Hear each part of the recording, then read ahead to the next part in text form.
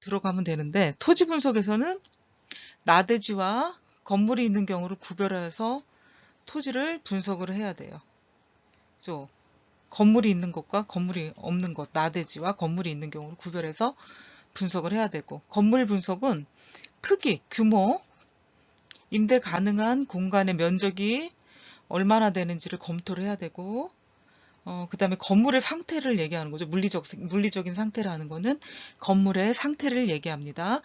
공간의 양과 질, 그 공간이 얼만큼 쓸 수 있는지 양을 얘기하고요. 질은 물리적인 상태를 얘기한다 그랬죠. 그 상태가 양호해야지 뭐 건물 분석이 어떠한가를 알 수가 있는 거잖아요. 근데 상태가 좋지 않다, 뭐 아니면 좋다, 나쁘다, 뭐 판단할 수 있는 분석을 해야 되는 거죠. 그래서 공용 면적의 상태가 또 어떤지 살펴야 되고요. 입주자들의 개별 공간이 어떻게 되는지도 점검을 해야 된다. 그래서 건물 분석을 할 때는 규모와 공간과 면적에 대한 양과 질에 대한 거, 그 다음에 공용 면적에 대한 거, 입주자들의 공간을 점검을 해서 건물 분석을 해야 합니다. 세 번째는 임대차 분석. 새로운 부동산을 매입해가지고 운영을 한다는 거는 그 수익, 임대 수익을 바라고 이제 건물이나 부동산을 매입을 하는 건데, 요렇게 매입하여 가지고 인수할 때 계약 관련 서류를 먼저 분석을 하고요. 그래서 임대 수익이 얼마가 나오고 보증금과 월세가 얼마가 나오는지를 따져봐야 되겠죠. 그래서 계약의 내용에 따라서 임대료 수입의 총액과 임대 기간을 파악을 해서 자금에 대한 계획을 또 세울 수가 있는 것이고, 앞으로 발생할 임대 수익이 얼마인지를 또 파악할 수가 있는 것이죠. 그래서 임대차 분석은 또 매우 중요한 부분이라고 할 수가 있겠죠. 네 번째, 관리 상태 분석. 부동산과 관련된 법과 관련된 이런 상태를 분석을 해야 되는데, 인간의 건강, 안전, 환경, 이런 거를 위반하지 않았나, 위반했나를 따져봐야 한다는 거죠. 위반을 했을 때는 새로 인수하는 건물주가 모든 걸 떠안아야 되고, 과태료라던가 범칙금, 위반에 대한 범칙금들이 나오게 되거든요. 예, 그래서 이런 것들을 면밀히 살펴보는 게 이제 부동산 자산 분석이 되겠습니다. 세 번째, 3단계 시장 분석이요. 단계별 시장 분석의 내용을 보면 시장 권역을 설정을 한다. 시장 분석을 하면 어느 부에서 어디까지가 분석 지역인가를 설정을 해야 된다는 얘기고요. 수요 분석을 해야 된다. 그러니까 부동산에 대한 수요 분석이 없으면, 수요가 없으면 의미가 없죠. 임대차 시장도 그렇고 매매 시장도 그렇고 수요가 있어야만이 반드시 수요가 있어야만이 이 상품으로서의 가치가 있는 것이기 때문에 수요 분석은 필수적인 것이라고 볼 수가 있겠고요. 또 공급이 어떻게 이루어지는지 그 지역에서 공급에 대한 분석을 또 해보면 수요와 공급이 어떻게 이루어지는지를 볼 수가 있기 때문에 수요가 많을지 적을지 없을지를 또 예측해 볼 수가 있는 것이죠. 예, 그래서 단계별 시장 분석의 내용에서는 세 가지를 보는데, 시장 권역을 먼저 설정을 하고 수요 분석, 공급 분석을 해 주게 됩니다. 네 번째, 대체 방안을 분석을 해야 되고요. 시장 분석을 한 다음에 그 다음에 재무 분석을 해야 되고, 이런 것이 다 끝나면은 결론 및 제안. 이 부동산에 대한 분석이 끝나면 구매를 할 건지 아니면 구매를 하지 않을 건지, 어떤 것이 장점이고 단점이고 그걸 감수하고 구매를 할 건지 말 건지에 대한 의사결정이 이제 6번 결론 및 제안을 보면서 할 수 있는 내용들이겠죠. 3단계 시장 분석의 어떤 정의와 내용을 한번 보겠습니다. 시장 분석은 지역하고 근림 분석이 있고요. 지역에 광범위한 이제 지역 분석, 그 다음에 지역에 딸린 뭐 상가들과 어떤 생활시설에 대한 분석을 할 수가 있겠죠. 부동산 자산 분석의 기반을 두면서 일정 지역 시장 단위에서 대상 부동산의 수요와 공급에 미치는 영향을 분석을 하고요. 경쟁 부동산과 비교를 해서 장단점을 평가하는 것. 시장 분석이라는 내용이 그런데 앞에 이미 뭐 얘기 드린 내용하고도 비슷하긴 하지만 이제 더 디테일하게 얘기를 하는 거죠. 입지에 관한 거, 공간에 관한 거. 공간이 굉장히 작던 크던 쓸모있게 돼 있다? 공간 연계가 잘 돼 있다. 이러면 굉장히 효율성이 높죠. 같은 공간이라고 해도 더 넓게 쓸 수 있으면 굉장히 좋은 설계라고 할 수가 있겠죠. 수요와 공급, 경쟁 및 시장에 관한 상호 관계를 규명하는 게 시장 분석의 정의다.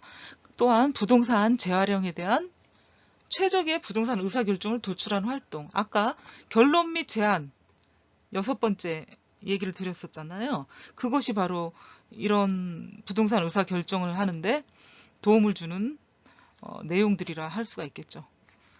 그런 활동들이 결국은 결론 및 제안으로 이어지기 때문에 의사결정에 도움을 준다. 또한 시장 잠재력, 시장성 분석, 경쟁성 검토 이런 것들이 부동산 임대 공간의 수요와 비교를 할 수가 있는데 해당 건물이 임대 공간 어떤 수요를 결정하는 데 도움을 줄 수 있나 없나를 이제 판단해 보는 거죠. 단계별 시장 분석의 내용을 본다면 시장 권역 설정, 수요 분석, 공급 분석 이렇게 해볼 수가 있는데 시장 권역 설정은 뭐냐? 호수나 강, 산 등이 끼고 있고 그 자연적 지형은 실질적인 통행에 영향을 줄 뿐만 아니라 심리적, 사회적 장벽이 되기도 하니까 이런 것들이 시장 권역 안에 포함이 안 되는 게 좋겠죠. 그래서 첫 번째 1차 시장과 2차 시장 권역으로 이제 구분을 해볼 수가 있어요. 1차 시장은 더 넓은 시장이라고 할 수가 있겠죠. 다수의 잠재 임차인, 잠재 구매자를 추출해 볼 수가 있죠. 호텔, 리조트, 세컨드 하우스라고 할 수가 있죠. 세컨드 홈. 이런 걸 이제 따질 때 교통 접근성이 어떤가 볼 수가 있겠고요. 둘째, 시장의 경쟁력을 파악을 해 볼 수가 있는데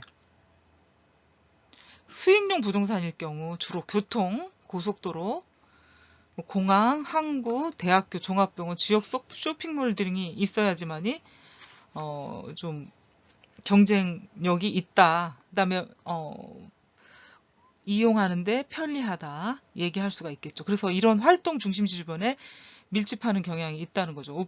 오피스용 부동산이나 산업용 부동산이 그렇습니다. 왜냐하면 사람들이 많이 모이는 곳이기 때문에 이런 시설들이 없으면 굉장히 먼 곳으로 이동을 해야 되고 불편함을 가지기 때문에 이런 시설들이 있나 없나 파악을 해볼 수가 있는 것이죠. 단계별 시장 분석의 내용 봤을 때 시장 권역을 설정한다. 부동산을 실사한다. 지형이나 자연적인 형상 경관 파악. 넷째, 근린생활시설의 근접성을 살펴보아야 한다. 주거용일 경우에는 쇼핑시설, 공원, 학교, 교회, 도서관, 병원, 그리고 오피스용은 고속도로 진입. 왜 그런지 아시겠죠? 오피스용은 사업을 하는 사람들은 운송수단이 있어야 되고 또 출퇴근이 좋아야 되기 때문에 고속도로 진입 여부와 관련성이 크다고 볼 수가 있겠죠. 주차, 전철역, 그 다음에 접근이 편리한지 안 한지를 볼 수가 있고 식당이나 소매점이 좀 있어야 되겠죠. 수요 분석을 보겠습니다. 수요 분석은 국가와 지역 경제에 영향을 받는다. 그러니까 수요라는 게 단순히 부동산만 가지고 할 수 있는 게 아니라 경제적인 요인도 포함이 되기 때문에 국가와 지역 경제 상황에 영향을 받고 있다는 걸 충분히 여러분들이 이해할 수 있겠죠. 수요 분석은 국가 경쟁력이거나 거시 지표 분석. 우리가 부동산 경제에서 이런 내용들이 많이 나왔기 때문에 어려운 부분이 없을 거라고 생각을 합니다. 거시 지표 분석, 지역 경제 상황에 대한 파악이 포함이 돼야 돼요. 수요 분석이라는 게. 이 수요 분석을 통해서 구매력을 추정해 볼 수가 있어. 추정, 예측해 볼 수가 있고요. 매출 잠재력도 파악할 수가 있는 거죠. 그래서 수요 분석은 매우 중요하다. 세 번째, 공급 분석 보겠습니다. 공급 분석의 그 핵심은 부동산 면적이다. 그죠? 몇 평에 아니면 몇 제곱미터에 거주를 할 거냐 아니면 사무실을 둘 거냐 하는 기본적인 개념이잖아요. 근데 그것은 결국은 경제 아니면 돈과 연결이 되죠. 평형이라는 거, 제곱미터라는 거는 부동산의 규모가 돈과 연결이 되는 부분이기 때문에 핵심 자료가 될 수가 있는 거죠. 또한 시장 그 안에서 현재 재고라던가 과거 현재의 재고 상황을 파악해 볼 필요도 있고요. 그래야 공급을 더 할 건지 앞으로 안 할 건지, 공급을 더 하면 큰일 나겠다 하는 것이 이제 바로 이런 것들, 재고를 보고 판단을 할 수가 있는 것이죠. 재고 시장이 아직도 많이 남았는데 신규 공급을 한다면 재고 시장은 다 악화가 되겠죠. 더 악화가 되겠죠. 나중에는. 가까운 시기에 예상되는 건축활동은 공급 분석의 주요 대상이다. 건축활동이라는 거는 새로 짓겠다는 거잖아요. 그럼 새로 짓는다는 거는 공급을 해주겠다는 건데, 공급 분석을 할 때 주요한 자료가 된다는 거죠. 건축활동들이요. 또한 주택의 경우에는 등급별 현재 및 과거의 재고 가격. 그렇죠. 예, 그래서 우리가 인터넷 사이트에 들어가 보면 평형별로, 지역별로, 평형별로, 아파트별로, 연수별로, 또 단지의 규모별로, 아파트 시세 가격이 아주 디테일하게 형성이 돼 있다고 할 수가 있겠습니다. 그래서 등급별로 이미 가격이 측정이 돼 있다 볼 수가 있겠죠. 월별, 연간 평균 임대료 추이를 보고요. 동일한 주택 등급이 있으면 그게 시장 경쟁력이 있는지를 한번 판단해 볼 수가 있습니다. 또한 입지와 연결성, 이런 것들이 임대료나 가격 주택 유형의 구성 형태이다. 관리비, 주차 공간, 편의시설, 거주 안전, 건물과 단지의 수선 유지 정도와 비용도 비교해 볼 필요가 있습니다. 공급 분석에 있어서. 네 번째, 대체 방안의 분석이 나오고 있죠. 대체 방안의 분석은 운영의 변화, 또 구조의 변화, 자산 이용의 변화를 어떻게 대체할 것인가를 하는 분석이 되겠습니다. 운영을 어떻게 할 건지, 구조 변화를 어떻게 적응해 나갈 것인지, 자산 이용을 어떻게 할 것인지를 대체하는 게 이제 대체 방안 분석이라고 할 수가 있겠고요. 어디 문제점, 어떤 문제점이 있나 한번 보고 구분을 한번 해보는 것도 있죠. 여기 구분을 해서 가능한 문제점이 뭔가 한번 보겠습니다. 건물 용도 변경은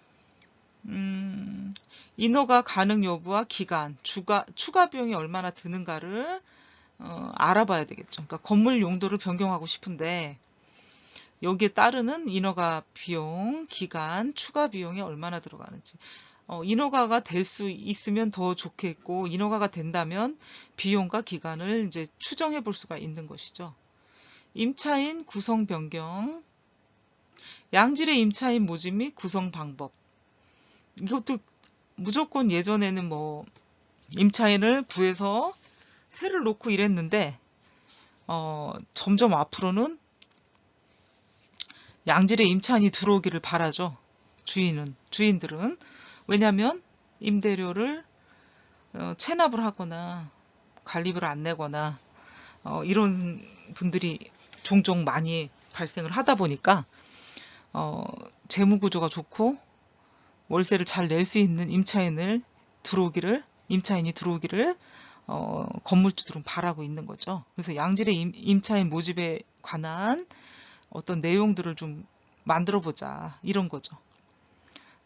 노후 수선비 조정할 때는 수선 한계와 수선 비용, 이런 것들을 문제점이 있기 때문에 조정을 해줘야 되는 거예요. 만약에 물가가 계속 상승이 되기 때문에 관리비라든가 모든 비용들이 오르게 되잖아요. 뭐 이런 것들처럼 수선비에 대한 조정도 필요하다. 또한 새로운 임대 공간 창출, 옥상과 조경시설 변경. 옥상에 이렇게 카페테리아로 만든다던가 아니면 조경시설을 해서 사람들을 휴식 공간으로 만들게 해준다던가 뭐 이런 것들이 있잖아요. 그래서 이것이 법에 저촉이 되나 안 되나, 안정성이 있나, 비용은 얼마 들어가는지 이런 것들을 이제 생각해 보는 게 대체 방안 내용들인데, 이런 문제점이 다 해결이 된다면 충분히 대체 방안도 훌륭하다고 볼 수가 있겠습니다. 다섯 번째, 재무적 분석을 보겠습니다. 재무적 분석의 정의와 내용을 보시면 그 해당 부동산에서 창출되는 현금 흐름 및 수입, 그러니까 현금 흐름 및 수입이기 때문에 이거를 100분율로 고친다면 수익률과 위험도를 평가하는 것이다. 이렇게 볼 수가 있겠습니다. 현금 흐름 및 수입의 흐름이다. 그런데 그게 잘 되냐 안 되냐에 따라 위험도를 평가할 수가 있는 거죠. 그래서 수익 관련 분석 한번 보면 자기자본 수익률, 투자 수익률, 자본현금 수익률, 순현재 가치, NPV와 내부 수익률, 현금 흐름 증가율, 자산 가치 증가율이 있어요. 수익률 관련에 대한 분석 내용들이고요. 위험 관련 분석은 부채 감당률, DCR, 이거 배웠죠? 부동산 금융에서 DCR이 나왔을 거예요. 담보대출 비율, LTV 배웠죠? 이것도. 총부채 상환 비율, DTI 배우셨죠? 공실률, 자본 회수 기간, 이런 것들이 위험 관련 분석이죠. 이런 것들은 결국은 대출을 했을 때 상환 능력이 있냐 없냐, 자기 소득에 대출을 얼마나 받을 수 있느냐, 그리고 자기가 번 소득에서 갚는 돈이 있는데 1년에 얼마가 되는지, 감당률, 부채 감당률이 얼마냐 계산을 해줄 수 있는 거죠. 그래서 이런 것들이 기억이 안 난다면 부동산 금융 쪽에 다시 앞으로 들어가서 여러분들이 다시 한번 공부를 하면 기억이 날 거라고 생각을 합니다. 그러니까 난 기억이 전혀 없는데 이런 학생은 다시 한번 복습을 하면 좋겠습니다. 재무 계획 보고서를 작성을 해야 되는데, 부동산 자산 관리에는 연간 운영 예산, 5년간의 운영 예산 추정, 수익과 비용 비교 분석. 그러니까 이 연간이라는 거는 해마다 들어가는 비용들이 있기 때문에 그 자료를 가지고 운영 예산비를 우리가 뽑아볼 수가 있겠고요. 5년간의 운영 예산도 마찬가지예요. 1년간보다 5년간의 운영 예산 추정치는 더 정확하지 못할 수가 있죠. 기간이 길다 보니까 장기간의 운영 예산 추정치가 되는 거니까 그러면은 지금으로부터 5년 전 거에 5년 전의 자료를 수집을 해서 5년간의 운영 예산 추정치를 우리가 만들어 볼 수가 있는 거죠. 그러니까 재무계획 보고서인데 모두 우리는 그 자본주의를 채택하고 있는 나라이고 돈을 벌기 위해서 일을 해요. 행복해지기 위해서 돈과 연관되는 데는 항상 재무라는 게 따라가요. 회계라는 거. 그렇기 때문에 이거는 부동산이 됐던 어떤 기업이 됐던 개인 사업자가 됐던 이런 재무계획은 필요하다고 생각해야 되고 여러분들이 반드시 알아두실 내용들인 거죠. 그래서 5년간의 운영 예산 추정치, 수익과 비용을 비교 분석을 해봐야 돼요. 수입이 많은지 비용이 많은지, 비용이 많다면 어느 부분에서 지출이 많이 되고 있는 것인지, 아니면 수입이 많다면 어디서 늘어났는지를 우리가 먼저 알아보고 비교 분석을 해볼 수가 있는 거죠. 또 재무 분석을 위한 정보들이 있어요. 이런 정보들을 가지고 이렇게 재무계획 보고서라든가 추정을 해볼 수가 있는 거죠. 그래서 정보가 어떤 게 있나 한번 보도록 하겠습니다. 적정 임대료, 총 임대료, 총 예상 수입, 운영비용, 준비금, 현금 수지 등이 있고요. 적정 임대료는 목욕탕, 침실, 대중교통, 편의시설, 노후도, 조망권, 중심시설의 접근성 등 장단점을 분석한 후에 결정을 할 수가 있어요. 적정 임대료는요. 자산관리자는 해당 부동산의 총 임대료 수입을 예측할 수가 있다. 임대 수입 이외에도 주차장, 그러니까 임대 수입 외에 과외 수입이 되겠죠. 주차장, 자동 판매기. 주차장은 주차하고 지불하는 받는 돈. 자동 판매기는 커피나 음료수 판매기죠. 설치해서 받는 수익.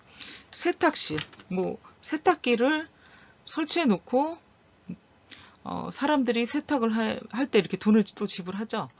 이런 것 등 잠재적으로 추가 수입이 발생할 수가 있어요. 이런 것들에서 이익이 나는 경우도 있겠죠. 운영을 하다 보면. 그래서 이 재무 분석을 위한 정보 이런 것들 하나, 둘, 셋, 네 가지가 있어야 되고 이런 것들이 다 포함이 된 게 이제 이렇게 연간 아니면 5년간의 예산 추정치가 나오게 되는 건데 그동안에 이렇게 한 해 한 해 운영을 하다 보면 자료들이 있을 거란 말이에요.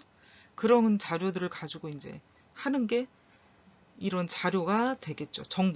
자료들. 마지막으로 결론 및 제안이 나오죠.